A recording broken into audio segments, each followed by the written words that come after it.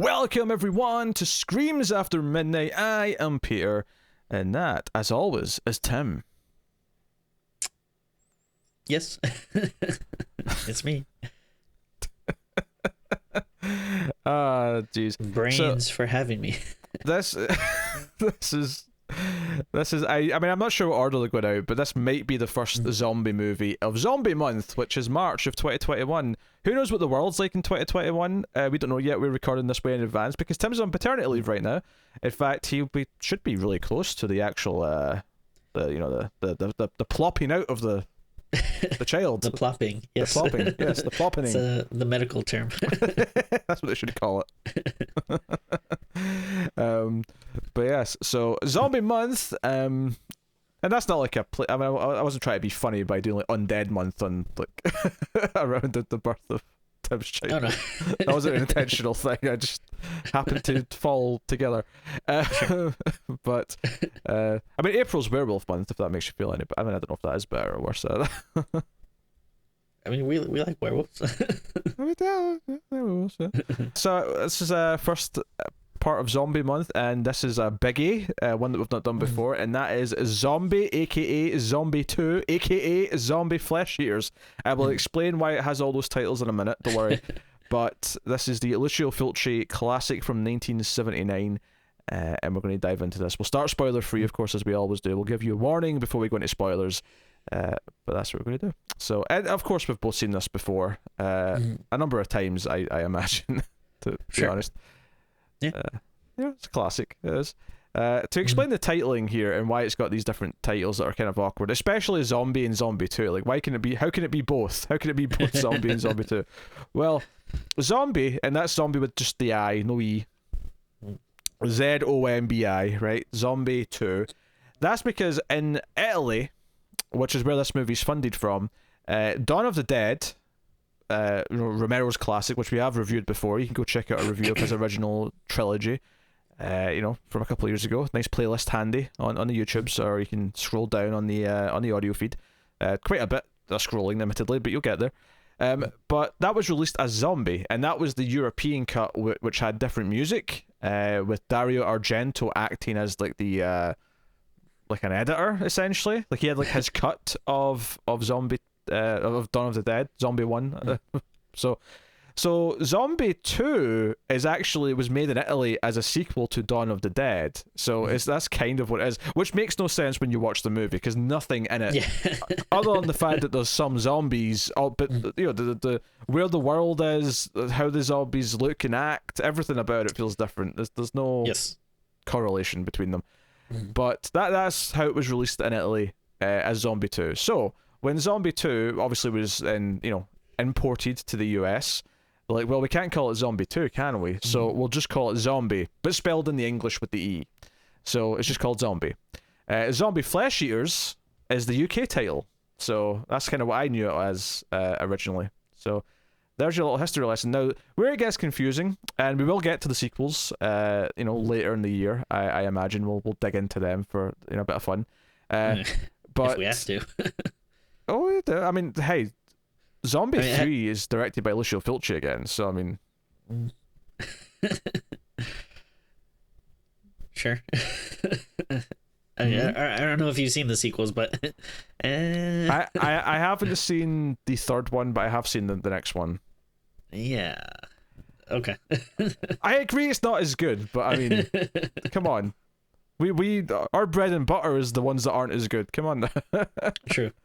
But yeah, the titling for the sequels is even more confusing in the US, because when Zombie 3 came out in Italy and they imported that to the US, they thought, you know what, let's not bother changing the number, it'll just be Zombie 3. So in the video store in the 80s, if you're in the US, you would go into the store, there would be Zombie and Zombie 3 but no Zombie 2.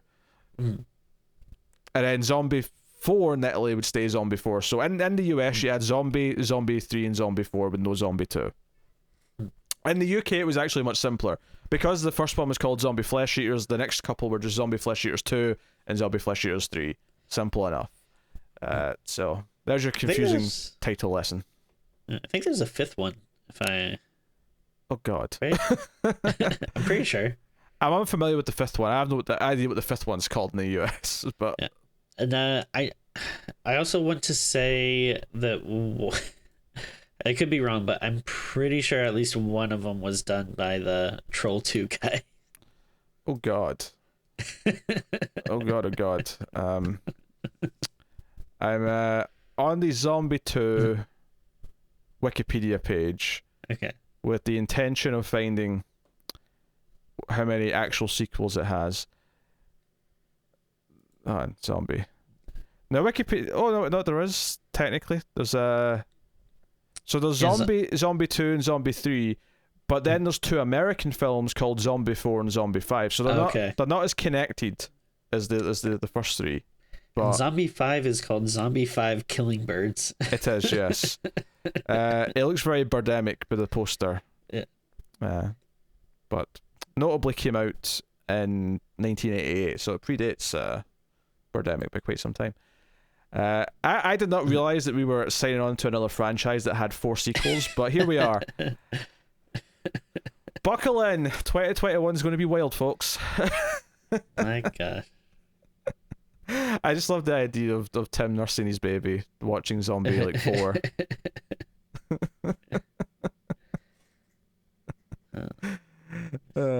Dear.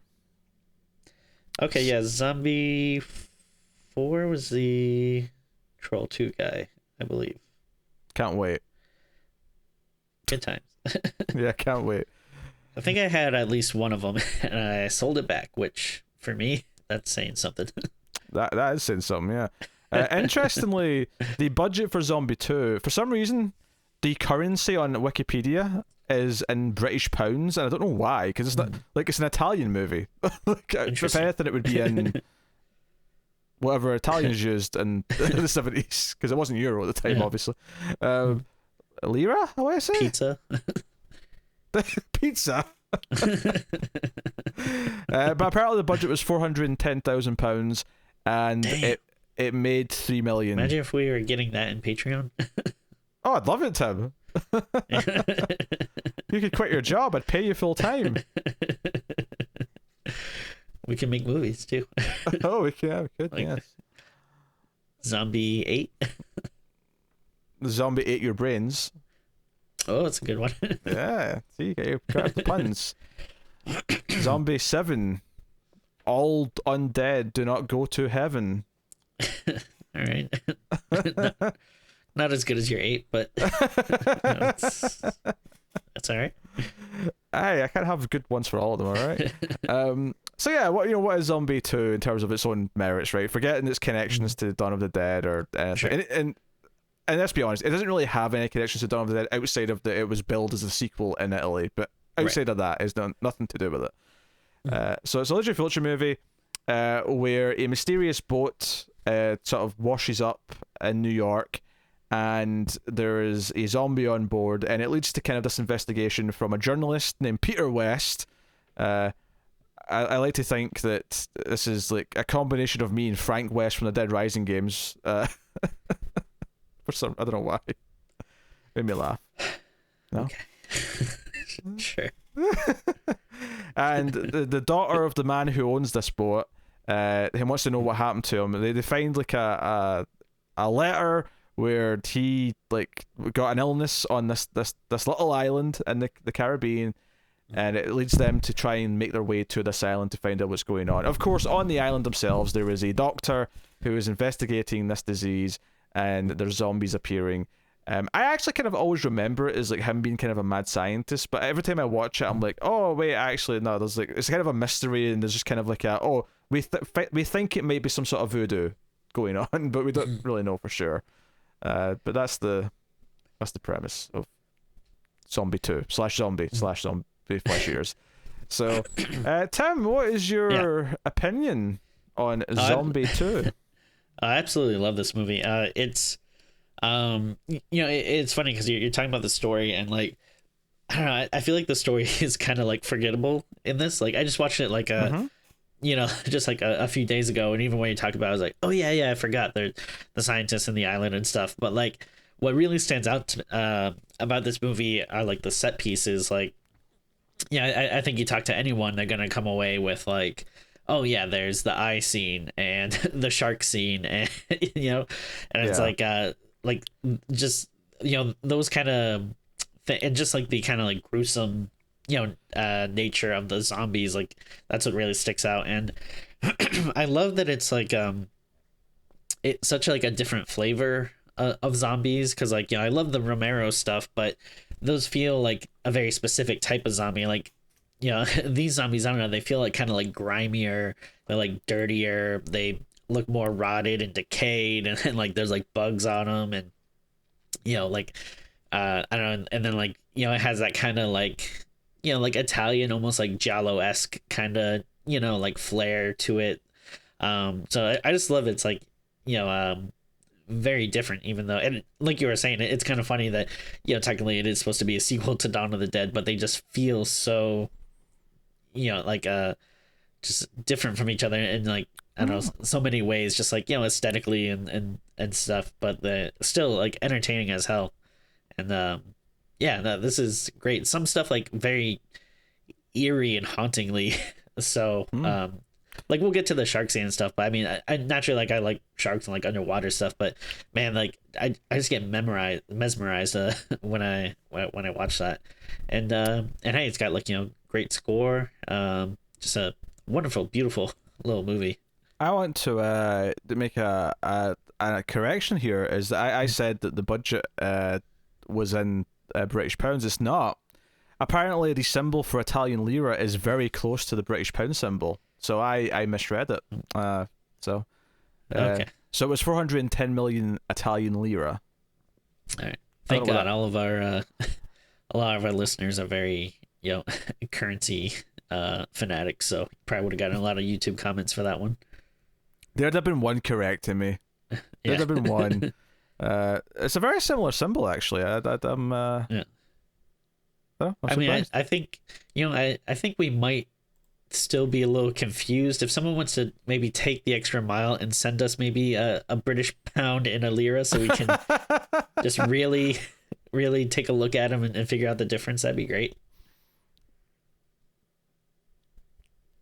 Sure. I mean, I'm pretty sure lira's hard to come by these days, Timmy. I mean, the euro's kind of taken over for the last 20-ish years. Man, I'm trying to get you paid, man. And lira. And only one. I send in 1 lira. but if like 10,000 people listen and do it. Oh, sure. Sure, yes. Very possible. No, I actually kind of agree. I agree with the sentiments of what you were kind of saying about the movie, though, is that the music is wonderful. And it gives it this haunting kind of vibe where the plot is kind of forgettable. I'd also say the characters, for the most part, are pretty forgettable. They're kind of nothing. And it's maybe the biggest complaint you can give the movie is I don't really give a shit about anyone who's there. And I barely remember. Like, I couldn't even. I remembered Peter West just because it stuck out to me, but I couldn't tell you another character's name at all. All I can tell you is, dead guy's daughter, reporter, doctor, bearded guy with the Daily Planet T-shirt, like Jimmy Olsen, as I called him. The one, the crotch lady, which I only called her that because when she's going scuba diving, the camera it just like focuses close up on her crotch like multiple times, so she became crotch lady in my mind. Doctor's wife, and in our hearts, yes. So and it does have some sleaze to it, between like the scuba diving scene. Later on, the doctor's wife has like a random shower scene which is full frontal for basically no reason. It just cuts to her and she's naked. And it's okay. It's a Fulci movie. So. Yeah, it's Fulci. It's Fulci, so it's got to be Fulci the nudity. No? That's a good one. I like that one. I'm glad someone did.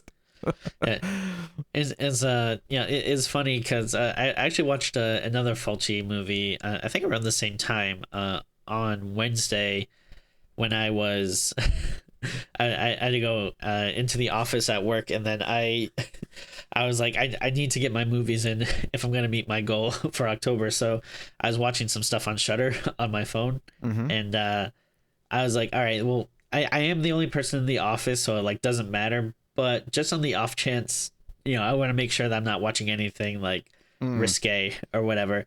So I put on House by the Cemetery, another Fulci movie. Mm-hmm. And I looked it up, and I think it said, like, on IMDb it said something like, sex and nudity or whatever. It said like mild or something like that. So I was like, all right, that's probably safe.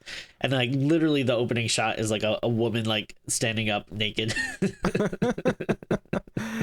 Yeah, I've seen that one, and I don't really remember it too well. We've not done it in the show yet, so I'm sure we'll do it at some point. But it's not bad. It's not like the best Fulci. It has I like him a lot, but he's very up and down. Yeah. I think what's most memorable about House by the Cemetery is it has like the most annoying little kid in it. And it's like the kid himself is probably fine. It's just whatever voice they decide to dub him with. Because it's another one of those like funny movies where it's like, all right, this is obviously Italian, but it's taking place in Boston. And yeah, they just have this really annoying dubbed kid. What's interesting about this is that most of the actors in this movie, Zombie 2, are clearly speaking English, because you can tell that it matches up with the dubbing. Like, you can tell they're saying the same things, but it's also very clearly, for the most part, not the same voices. So there's like a disconnect. But it's like, because I think I defaulted to the Italian with the English subtitles, but once I noticed they were speaking English, I'm like, well, I might as well put the English on, because it's clearly more English than it is Italian. So, what's interesting though is that if you leave the subtitles on, you can actually see the differences in translation between the dub and the subtitles, like how they've done it differently between the two, which is just, I don't know, mildly, curious, I suppose. But no, and obviously the other thing I agree with is the set pieces, it is the shark scene, it's the eye scene, it's the gore, it's it's a slower build to actually get to a lot of the zombies than I was expecting. There's a couple of key zombie sequences early on, and it's the eye and the shark scene really that stick out. But the actual horde of zombies and all the shotgun blasts and blood spats and all that sort of stuff. That kind of comes in the last 20 minutes, 25 minutes, which is not a complaint. I actually think it builds well enough up to that. Yeah. And it goes full on House of the Dead. How dare you? Surely you should be saying that House of the Dead tries to go full on Zombie 2. Sure, of course. How dare you? It fails. I don't recall any slow motion 360 like action shots in this. But yes, it's a fair point. No, honestly, it's a delightful watch if you like. It's a zombie film. It's all style and no substance. I mean, let's call it what it is, but it's it's all style with good gore and good music and good cinematography and just kind of like enjoying it. Because there's a lot of really dumb moments. There's at least a couple of scenes where a character will just stand in shock, waiting to be eaten, and I'm like, just move. Like the opening scene where they're on the cops on the boat and the zombies like walking to him. He's just has his gun pointed at him and like is just taking forever to shoot him, which feels very unrealistic. But I thought it was I don't know, he was white, maybe it is realistic. That's fair. That's fair. Yeah. If we're going to make the political joke, Tim, we might as well go all the way with it. Sure. Yeah, it's a white zombie, so he gave him quite a bit more time. He literally heard his partner scream and then saw this guy walking up on deck with just blood dripping from his mouth, and he's like, "No, put your hands up, sir. I do not wish to shoot you." Sir, stop moving, sir. I said stop moving. Please, sir. Stop. But yeah, these cops are kind of weird because when they're like sailing up to the boat, because basically someone reports, the helicopter's like, hey, there's like a derelict boat that's just kind of getting in the way out in the water. So they go up, and as they're going up, say, hey, it looks like there's no one on board. Oh, hey, we can make a pretty penny when we tow this in. I'm like, can you? Like, you're towing it in officially on official business. It's not like you're claiming it. Like, yeah. I don't know. It's kind of weird to me. But yeah, there's a lot of weird character quirks like that. There's characters do things that don't necessarily make all the sense in the world, but it doesn't really matter because the movie is just so good at feeling stylish and so good at just enjoying the gore, and the gore for the most part is pretty good. It's I mean, the blood's not perfectly colored. It's a bit better than Dawn of the Dead. It's not quite up to the realistic standards that we'd come to get, within the next couple of years, but it's it's really solid, and like you say, the zombies look kind of different and grotesque, and it's hard not to get into it and enjoy it. So, yeah, I guess we'll go into spoilers in a minute then. So I'll take this time to thank our Patreon producers at the time of recording. This will be well out of date by the time this airs, but thank you to Tyler Hess, Cindy Palisades, David Sharp, Board Now, Al Tribesman, Christopher Moy, Brett Williams, and David Brown. They are all our Patreon producers for the month at the time of recording, which means they are patrons at $20 or more over at patreon.com/MailFuzzTV, and you can support us for as little as $1 per month. And that'll get you access to the back catalogue of Patreon bonus episodes, which are on a bit of a break. Although, I mean, by the time you get this episode, it'll actually not be that long till they start coming back. But they'll be back in the spring, because I think we really expect Tim will be back to record a couple of those before he's recording weekly again. So you can expect those soonish. But you get access to the back catalogue. $5 gets you early access to the episodes by a day. So go and have a look and see if you're interested. Plus, voting rights and stuff for the other shows. And if you're thinking, just I can't afford the $5 or the $10 or whatever, like maybe I shouldn't bother. $1 per month is more than we would make if you watched every single video MailFuzz TV puts out on YouTube every month. So never feel bad about $1. And if you can't even do that, do not feel bad either. Hitting the like button is super important and helps us out a lot and helps spread the show to more people. Lets YouTube know that we're worth recommending out. So please do that too. So thank you. You should feel a little bad if you can't afford $1 a month. Whoa! What life choices are you making? Whoa! That is a dick thing to say. Such a dick thing to say, Tim. $1 a month. What are you doing? Get your life together. Tim does not represent the views of Streams After Midnight or MailFuzz TV. Disclaimer here. Thank you. All right, so full spoilers then for Zombie 2 from this point forth. So as we said, boat washes up.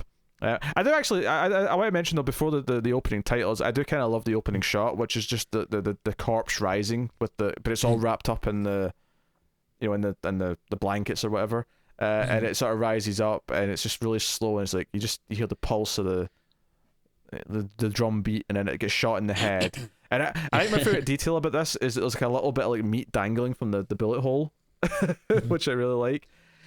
Yeah, like really can't stress enough just how good the gore is. Like it's beautiful.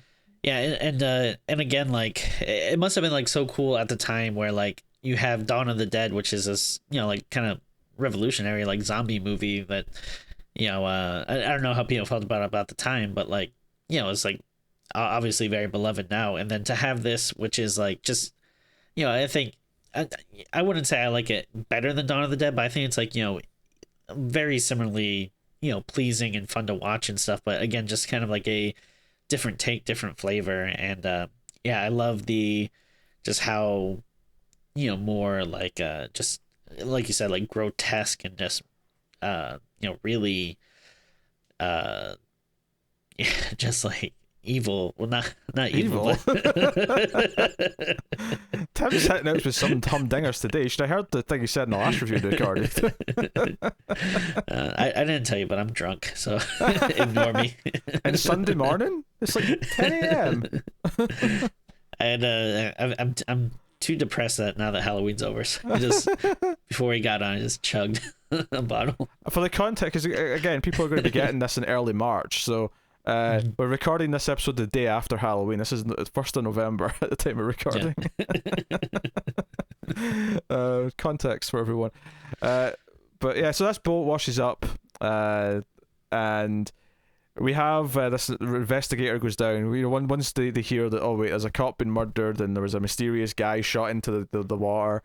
Who notably is not shot in the head. In fact, one of the most frustrating things about watching this as a fan of zombie movies is that it takes so long for characters to start shooting people, like they're the people, but shooting zombies in the head. There's so many scenes of them shooting like multiple bullets into their chest, and I'm like, guys, the head, shoot them in the head. Yeah, it's kind of a no-brainer. Yeah. Well, I think between the zombie who was in the water, who was not shot in the head, so he's still alive, or undead, and the cop who was bitten, I think that's very clear how, because the end of the movie is when we cut back to New York, the sort of dark twist, because the two characters who survive are like, oh yeah, we get to go back home and like we can be safe and I'm so happy and we can prove to the world that there's the danger of this and hopefully stop it from spreading. But then they hear on the news that, oh no, the zombie apocalypse has hit the city, and then we get the final shots of all the zombies on the bridge, walking towards Manhattan. So, so clearly that's where the zombies came from that are in the cities. They came from these two sources, one would expect. But so I guess technically it's probably a bit more of like a prequel to Dawn of the Dead, if anything. You could argue that, yeah. Because, I mean, I was thinking about it, actually. In Night of the Living Dead, they never actually get specific as to what started it, do they? They kind of just say, for whatever reason, the dead are coming back to life. They don't really know, right? And I think Romero was actually very insistent that, like, you should never know. Yeah. That, like, because it's like, I think he said, Romero said that, like, the story is about, the people surviving, and if you start to give hints about where the virus come from, then that's what the story becomes. So I think he's very insistent on that. And they do mention the like the comet or whatever in Night of the Living Dead, but I don't think he specifically meant that to be where the like zombies come from, but I think a lot of people take it from that. But I've never once thought when I'm watching Night, Dawn or Day that it all started with a comet, like this cosmic virus that started. I never thought that. No, it's funny because I never really think about it in Dawn of the Dead, but obviously, like, I'm a big Resident Evil fan, so obviously, like, I think of the T-virus, I think of these things. Fan of the games, not the movies. Not to go into too much of a tangent. Have you been seeing the set photos of the new movie?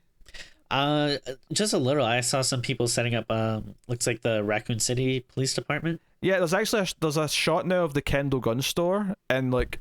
Oh, okay. I didn't see that. There's also like a GIF on Twitter of like the tanker from the start of Resident Evil 2, and there's a photo from what looks like the foyer of the mansion, and I'm like, I'm still really skeptical of how they're going to do like both games in one movie, but it seems like they're actually trying to create the locations and the set pieces, and I'm like, okay, maybe it'll be okay. Yeah. I'm like, again, I'm like you. I'm a little cautious. We've been hurt before with Resident Evil movies. 6 times before. And it's really funny because like those movies are so bad, and like even when they try to infuse game elements, it's really not done well. But like, even just the little bits of like seeing the Raccoon City Police Department, I'm like, kind of getting a little excited for this. I don't know. I mean, still fingers crossed, but this could be good. I wouldn't say I'm excited. I would say that at least this is going to be more of an adaptation. It might still be a bad movie, but it looks like they're actually trying to adapt parts of it, at least this time, which is something, I guess. But anyway, back to Zombie 2. So the investigation starts. The reporter and the daughter kind of team up. They have kind of a nice little there's a nice little tense sequence where they're investigating the boat after dark, but there's a policeman. No one's supposed to be there, and they have to kind of hide. And they're kind of like in the shadows, and they're sort of pretending to be a couple to like, so the cop won't think they're up to no good, outside of just hiding on the boat to have sex. Hell yeah. What? So they get sent to investigate from his paper, and they end up teaming up with this other couple who have got a boat. They hire them to take them to the island, and this is where we get like, first of all, the first time we meet Crotch Lady. She's like wearing a wet shirt, so she's like already kind of on display as it is. But when she's like, "Hey, can we stop for a bit? The water looks really clear. I want to get some like underwater photos." And the guy's like, "Yeah, sure." And she just like, not only does she take off her top and she's like completely topless, but the camera just like zooms right into her crotch. And then I thought, okay, that was a bit sleazy, whatever. And then it does it again when she's like strapping on her scuba gear. She's like where the strap kind of like goes there. It's like, hey, pay attention to this part. But of course what this leads to is glorious, because she ends up like in the water and there's a shark, and she's sort of like trying to like hide from the shark and get away from it, and she's and it's already a fun sequence because of this. It's like out of nowhere there's a shark scene. It's like, wait, this is a zombie movie, why is there a shark scene? This is great. And it's especially crazy when obviously she runs into a zombie down there and she gets away, but the zombie ends up fighting the shark, and it's so mesmerizing. The music's so good. This is a crazy sequence when you actually consider how they did this. Like, it's absolutely mad. But I mean, I don't know the details that well, but as I understand it, it's a real shark that they just drugged. Yeah. So it's a tiger shark, which is like the second down from like great white shark, like in terms of like I mean maybe people could correct me, but I think it's one of the more dangerous sharks. Like great white is usually, you know, the cause of like a lot of injuries and fatalities, and I think right under it is the tiger shark. And then yeah, I believe there was like a stuntman or someone who was supposed to do it the day that they were filming and then like backed out. And then like there's like some other guy that was just like, all right, fine, I'll do it. Like, yeah, I don't care. But yeah, the I guess apparently what they did is first of all they made sure to feed the shark, you know, quite a bit of meat so that, you know, it's not going to be as like, you know, it's not going to attack and stuff if it's full. And then yeah, they also loaded up with tons of drugs, which you know, I guess, you know, like ethically, like, you know, probably not you know, not the best thing to do, but I guess like I mean, I don't know, you know, it's not like they hurt it or killed it for the shoot, you know, so yeah, it's kind of a weird grey area where I don't feel too bad for how they treated the shark, because if they just sort of doped it up a bit for a while, it's not like it's that badly affected. This is crazy though for the safety of the actor. That's the part that's the problem here. It's not the safety of the shark. It's the actor who is basically wrestling a real shark at one point in this scene, and also like trying to bite the shark and stuff. Like it's kind of, and like I think there are scenes where like I think the zombie actor does like a really good job of like staying in character and not looking shit scared.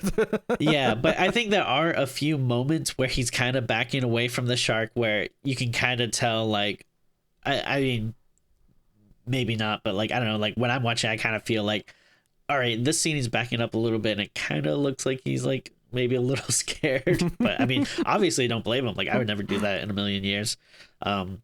But yeah, I think well, first of all I think this is how I first heard about the movie, because I, you know, before everything was on DVD and everything was, you know, very in the internet and everything was like super easy to find and stuff, like this was the kind of one I would hear every now and again people talking about, and everyone basically call it like the shark versus zombie movie, you know. Which when you hear, you know, just that alone, it's kind of like, all right, that sounds pretty dumb and cheesy. Like I'm sure it's fun, but you know, it's kind of sounds kind of dumb. But like you said, when you actually watch it, there's something that's like very mesmerizing about it. Just like, it's hypnotic. Yeah, it's a combination of the music, the ultra clear blue water they're in, because they're in, you know, they're in this tropical kind of area. It's one of these things where I feel kind of unsafe watching it, because I know that this is not safe for the actor to be doing, and it's this, you know, low budget little Italian movie. And let's face it, Italian movies from the 70s and 80s aren't really known for being like above board when it comes to health and safety and like regulations and things like that. It feels very kind of sketchy and like, no, this guy could have died. If this could have went really wrong really easily, and this could have ended in tragedy, and it didn't. And it's, you know, no one should ever do this again, but it's here, it happened, and we can watch it, and, you know, it didn't get hurt, so we can just enjoy it for what it is. But god damn, it's, you know, it's I mean, hell, it's mesmerizing. But so she's pretty scared, crotch lady. But other than that, like you know, they shoot some flares. They get to the island. We get introduced to the doctor and his wife, and the wife's just mad at him for not evacuating because she wants to leave, because you know there's been some reports of these zombie things happening around the island, and he's been kind of sketchy about it. And this is kind of where you start to think, oh, maybe he's responsible or something. But then by the end, it's not really the case. It seems like he's just kind of determined to try and solve it rather than he's the cause of it by the end. It's somewhere around here though, after he's went back to the hospital and he's killed some more patients who are like dying of zombification, just left and right shooting them in the head, and burying them outside. But so she's left on her own, and this is at one point it just randomly cuts to her and she's just naked in the shower, and it's like, okay, right, we have to do a full frontal scene because it's Lucio Fulci. But Lucio full frontal. Ooh. We can do this all day, right? You can put in the word full instead of Fulci for just about anything. Anyway, so this zombie like sort of tries to break in, and she's sort of locking the doors and like shutting the wooden blinds. And it results in the zombie like punching through the wooden blinds. So there's all these like shards and splinters and like the edge of the broken like blinds, and the zombie pulls her towards this sharp, pointy bit of wood, right in the eye. And it's one of these things. I think the first time you're watching this, you're sort of in your head like, oh, I've seen a lot of movies. They're going to cut away just before it hits her eye. Yep. And instead, they have such a good looking. I mean, don't get me wrong, it's quite close up. So how much of this like they've got. But I never once thought, oh, they've switched to a prosthetic. They've switched to like a fake eye, because it goes in the eye. So it's obviously this like fake part of a head that they've built for this like penetration, for lack of a better word. And it looks obviously. I mean, I hate eye stuff, so it's really cringy because of that. But it looks really good. Like the eye like gets stabbed and it's in the eye, and then obviously they've put makeup on her afterwards, because then she's got like this thing sticking out of her eye. She's acting. It's very impressive.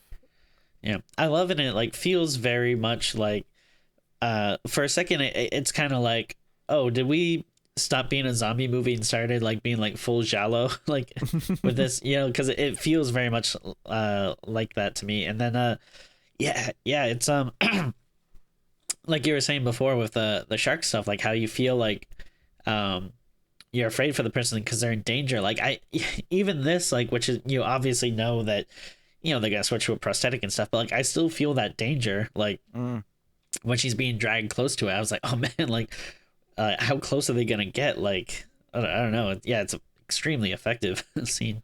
Yeah, that said though, the nipple slicing in New York Ripper still my most effective Lucio Fulci gore moment. That's fair. Yeah, you can't argue with that. just if I'm picking one. But yeah, so no, wonderful scene, very memorable, very the gore's brilliant. But when the main group meet the doctor, and he kind of explains like, oh yeah, I knew your father, he was here, he died, and that's who was shooting in the opening scene. Except this time we kind of see it where he's not in silhouette, and it's presented a bit more like a sort of like a sad scene where he's upset that he's shooting them. So because I think that's the thing, that is the opening kind of presents the doctor as maybe this villain, but then as the movie goes on, it's kind of clear that okay, maybe he's a bit obsessed with his work, but otherwise, whatever. He sends them to his wife, and then when they get to his house, she's already dead and the zombies eating her. I kind of love that the zombies in this do seem to keep eating. They don't just stop and let him come back as a zombie. Like, no, she's missing a whole leg at this point. Like, her hand's been bitten off. I love that flesh. Yeah, but they have to like fight their way out, and this is where the real sort of zombie part starts, where like, okay, now there's actually hordes of zombies coming in there. How much flesh does a zombie need? Like, I don't know, can you, if you're just like a brain and a skeleton, can you keep going? It's an excellent question. I would suggest possibly, but the effects just weren't there at the time. Maybe we need to do a new zombie movie so we can show off that level of decomposition. But they end up crashing their jeep, so they end up having to like walk through the jungle. But they end up in like an old like Spanish conquistador like grave, and I'm like, or cemetery I should say, and I'm like, hey, maybe hanging around a cemetery when zombies are showing up might not be the best move, but holy crap. This is, again, like, I mean, I was making fun earlier of, like, characters not reacting and getting bit when they could have, they had plenty of time to run away, but, Crotch Lady, like, I guess I'll justify it by saying that she's just so hypnotized with the music and, like, the zombie rising up from the grave and all the worms coming out of its eye. I'm like, yeah, you know what? Maybe I would be frozen and, like, just, transfixed with the beauty of this horrific scene. I don't know. But that's what the poster comes from. It's that zombie. Like that zombie head is this moment. Yeah, they knew that zombie had star power. Like they put him on the cover. I think they did. Yeah, you're right. It's gold. So she dies there. The other three get back to the hospital sort of hut. And it's like, hey, the zombies are coming. It's a bit of a standoff. And from here, it's it's pretty typical zombie movie stuff. It's let's make some Molotov cocktails, let's get whatever guns we've got, and we'll try and hold them off, and there's a lot of shooting, there's a lot of setting fire to places. The only silly thing here is that it's kind of obvious they're intentionally throwing the Molotovs in front of the zombies and not at them. And I guess that's a safety thing, just because, we can't just be throwing Molotovs at stunt doubles or stunt actors. And that's fair. I'm just saying maybe the camera shouldn't have focused on it as much. But hey, it is what it is. Be honest, there's a lot of good stuff in here. There's heads getting smashed off and blood squirting. There's like there's a lot of gore here. It's not as memorable as the other stuff. Don't get me wrong. Like the eye stuff and like the first zombie that gets out of the grave. Like that stuff is so good. Here it's like just a bit more typical, but still really solid. Like you really enjoy all the blood flying around. You enjoy the kind of, again, every time the music kicks in, it just feels really hypnotic, and like you're just kind of in the moment with them. It's super fun. Yeah, there's like a lot of carnage and mayhem. But yeah, it's really neat to just kind of sit back and just kind of absorb it all in. Yeah. Unfortunately, Jimmy Olsen dies because Crotch Lady shows up as a zombie. And because this is the thing, up until this point, I was curious, like, are they actually coming back? Is it spreading like a virus? And it's not really until the last 50 minutes that it becomes clear that it actually is. But he gets bit because he's too like shocked at seeing her, and then he kind of stays back because he knows he's dying. And yeah, our two characters, the reporter man and daughter lady, get to the boat, and they're like, "Hey." Sorry, I said that Jimmy Olsen stays back. He doesn't. He goes with them because he's on the boat. He turns into a zombie on the boat. He's banging at the door at the end. It's a really nice scene. Yeah, I just like the subtlety of just hearing the banging on the other side. Yeah, and of course the reason why they're keeping him on the boat and not getting rid of him is because they need him for evidence to prove what happened. Of course, that's until they find out that New York is now overrun with zombies. So it doesn't matter. Everyone knows.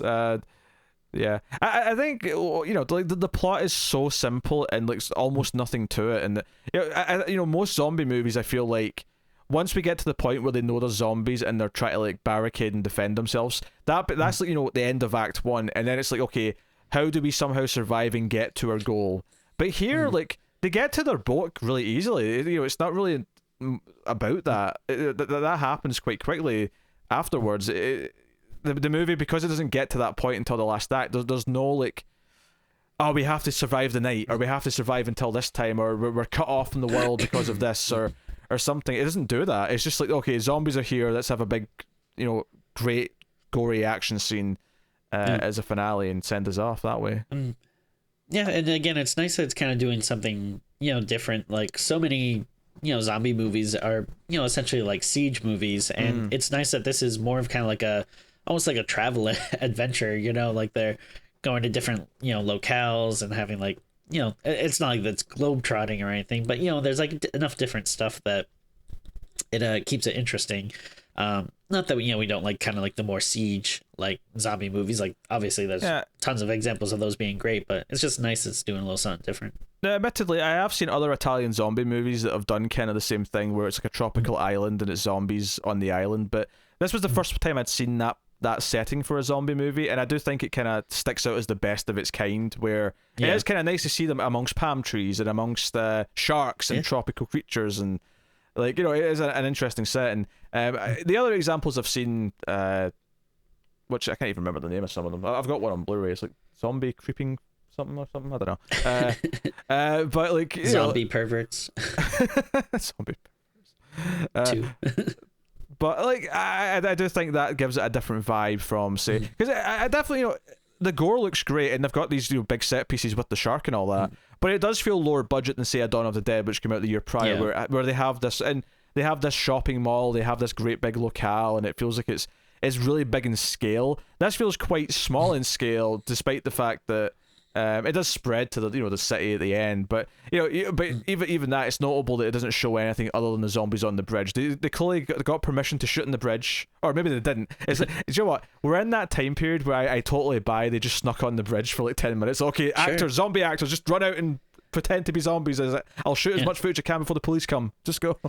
Yeah, I was kind of wondering if, like, because you see like cars driving by and stuff, and I was wondering that, if like, were there people just going to work, like looking up being like, what the hell? What is this? Yeah, because I feel like, a modern zombie movie you would see all the cars would be abandoned and stuff, but clearly they were just shooting this in the middle of the day when the world was just doing its thing. So there's still cars driving, which gives I guess it kind of gives the impression that the zombies are on the way to the city and they've not actually like caused all the chaos yet, even though the voice in the radio we hear is talking about the building being like invaded as he's like, you know, reporting the news. So, you know, it's kind of a mishmash. It's kind of just that way because they obviously it's not a big enough movie that they could pay to stop traffic for, you know, an hour to shoot the scene. So, but hey, it's not a big deal. It's a good end. It's a fun ending. From what I remember about Zombie 3, aka, well, Zombie 3 either way, aka Zombie Flesh Eaters 2, is it doesn't really follow up from this per se. I don't remember it being like a post-apocalyptic zombie movie, the third one. It's just kind of another random zombie movie. Which is funny because you'd think it being the same director would mean there'd be some level of like continuity. Yeah, like, you know, we set up this world in the first one. It doesn't have to have the same characters or anything, but just okay. So Sure. we're taking off from that. From what I recall, it's its own whole thing again. But whatever. But it's a good fun time. It's very stylish. Like I say, I think the style over substance in every way, but it is really stylish, and it's got the music, it's got the gore, it's got the cinematography where you've got I think the slow rise of the zombies and like the pulsing of the music as they're walking towards people is kind of what makes it feel like distinct versus say, you know, like Night of the Living Dead where characters are yelling saying no please stop, no don't, or they're you know, I don't know, it's very different. It's a different flavor of zombie movie, and it's not maybe. I don't necessarily think there's a lot of other good examples of this type of zombie movie. It's kind of like you say, the sequels aren't as good, but we'll see for ourselves soon. And other Italian zombie movies I've seen haven't been that good, but it is definitely a nice one to add to if you're saying here's the 10 zombie movies you should watch, like this should absolutely be on it. There's no question. For sure. It may not be as notable as Night or Dawn, or maybe a couple of other examples, but it's definitely held in high regard. And top 10 zombie movies. That'd be an interesting list. Oh, I'm sure we'll do it.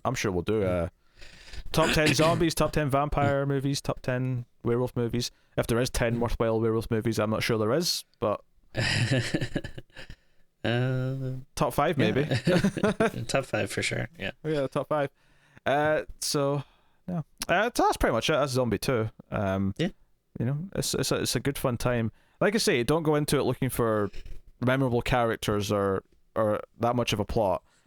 You go into it for enjoying the sights and sounds, and that's pretty much it. Which sometimes that's like an insult when you're saying, "Oh, it's got these qualities, but it doesn't have anything else." But this really is a case where at like 85 minutes, just enjoy that, enjoy it for what it is.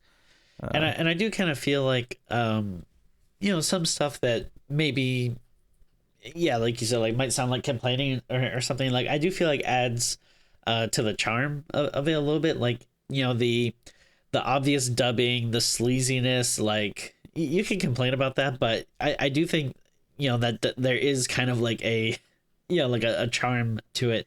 When you're watching these like kind of Italian horror movies, that something about it just feels like a little different than like, I don't know, I feel like American movies or something that you might complain about that stuff. Yeah, it's kind of a weird. It's a weird fine line, and I don't know why some of these things feel charming in some movies but feel obnoxious in others. I feel like there's probably a psychology professor somewhere who could sit and write a book as to why. But it's not. It's just me or you. Like we both agree on this, and we tend to agree on this across the board. And I think other horror fans do fall into these camps with us. So. Clearly, as a thing, it's not just like a single nut job who's like, nah, this is okay in this one, but not okay in that one. But no, it works for me. So, Zombie 2. Tim, what are you going to rate it?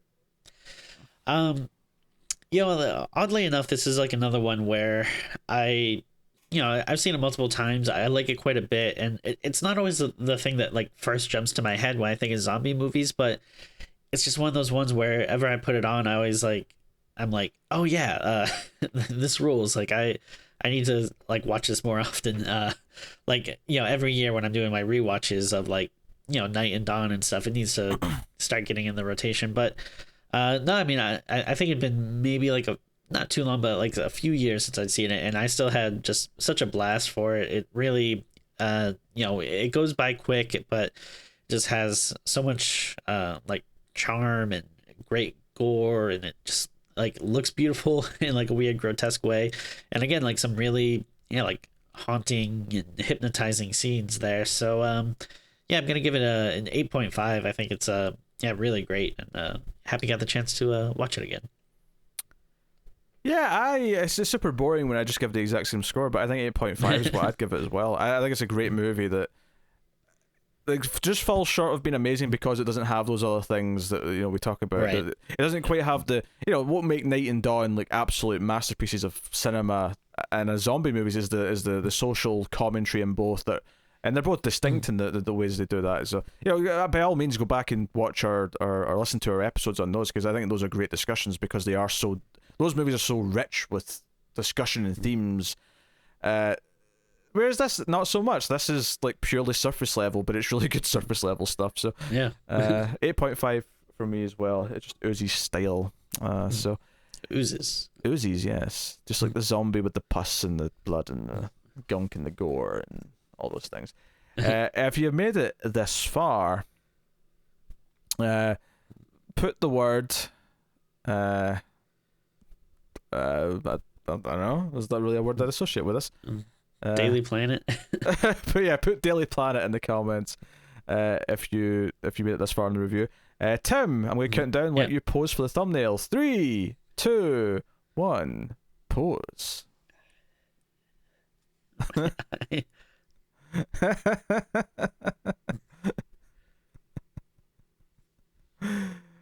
Wonderful, Tim. Wonderful.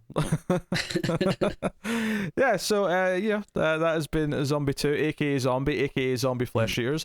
Like I say, I think maybe later in the year or so we'll come back and do the sequels, because I think it is worth it for completion's sake and whatever. Sure. May not be the priority when we're back to recording. Like I say, I would expect that Tim will be on a couple of bonus episodes before he's back recording regular weekly episodes, but we're hoping to have regular episodes back until the end of May anyway, so so there you go. That is Zombie 2. Otherwise, I mentioned patreon.com/mailfuzztv, so you'll go check that out. You can also like and subscribe, very important. Catch us on the Twitters at Screams Midnight for updates and silly jokes and whatever random stuff Tim sometimes tweets on there. But go and have a look. But otherwise, that is us, so thank you once again for watching or listening. We always appreciate it. Hopefully you're enjoying Zombie Month, or you will enjoy Zombie Month if this was first, which I think it might be. So thank you very much once again. Keep watching scary movies, and we will see you next time.